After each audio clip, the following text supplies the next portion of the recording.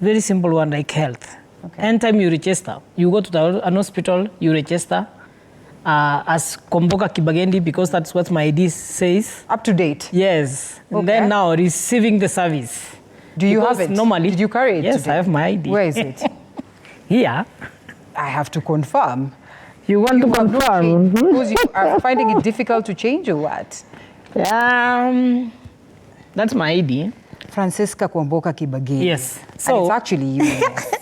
So when we talk about documents and accessing service, for example, umeregistriwa kama Francisca Kwamboka Kibagendi, then yule mwenye anaitana ni nani? Huyo mwenye anachukua register, yeah? Then Kwamboka Kibagendi, then amuka. Then they are like, ni wewe umekuja ama ni unapelekea nani dawa nini? And then moving forward, the questions you will be asked by either the doctor or somebody else from there. The questions also, because kawaida wanauliza, unapatanga periods, unafanyanga nini, at the end of the day, these questions. So which means at the end of the day, if they can be able to recognize the existence of intersex persons, even the questions will change in them. Can I ask this question? Yes. Unapatanga? No. You don't? I don't. You know why I'm asking this? Yes. You know why I'm asking this? Yes. Is because I follow you online pretty much, and I follow a couple of people online, and I noticed that there's a time you reached out to one of members of parliament or a senator. Yes, yes. Recently. Yes. Asking them to. Mheshimiwa Orioba. Mheshimiwa Oroba. Yes. And I wish we would actually get a hold of her to hear her view on this one. Reaching out to say that maybe they need to put to consideration, sanitary towels. That fits intersex. Yes. That's my concern. Because or speaking on behalf of others. Yes. Okay. Because through the research we did with Amuka and Chinsiangu, we came to realize that the sanitary towels that those are there, they are not representing the intersex persons.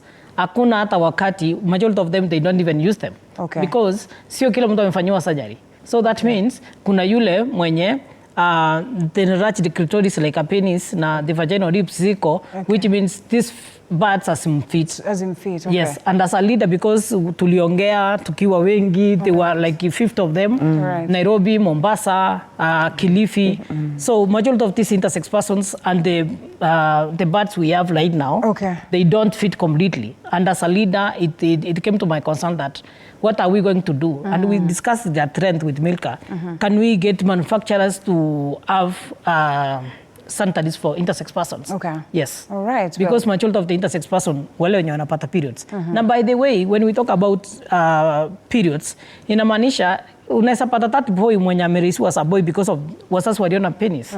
But at the end of the day, vile tumesema, the internal system of this boy is purely a girl. Yes. Purely a girl. Okay. Which means this person anaenda kupata periods. Okay. So periods zake zinaenda kupita wapi? Okay. Anda sawa sikipita ni type gani ya sanitary anaenda kutumia.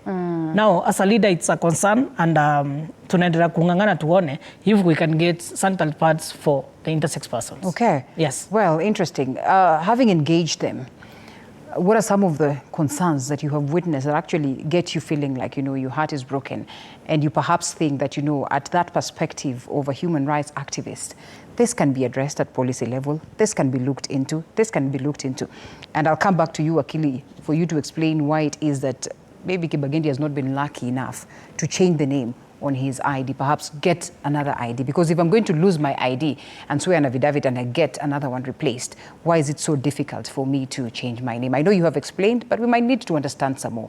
But back to you. Yeah, thank you. Once again, through the research that we did, it's very clear there are a lot of issues that need to be addressed. In the health part, we have the issue of access. For instance, there was a bulletin there on cervical cancer. Yeah. We don't have the medical implements that is able to do this screening on many intersex persons' anatomy. Remember, this anatomy, the sex anatomy, is different from the usual woman. Yeah. But the implement that is there is made for woman. So most of them will tell us when they were made aware of this, because a number of them had uterus, and so they need this particular service. It could not penetrate, it could not work, they would bleed, and so they don't get this screening. And that means that's a whole population of people who cannot get screened. The same thing with prostate screening. It's also a problem. Okay. Remember also, when we talk about medical access for intersex persons, we are just thinking in terms, most of the time people are thinking in terms, they need surgery to make them a boy or girl, of what we grow up to be, men or women. There is also the aspect which actually is not needed, and we must make it very clear. Those surgeries to make them boy or girl are not needed.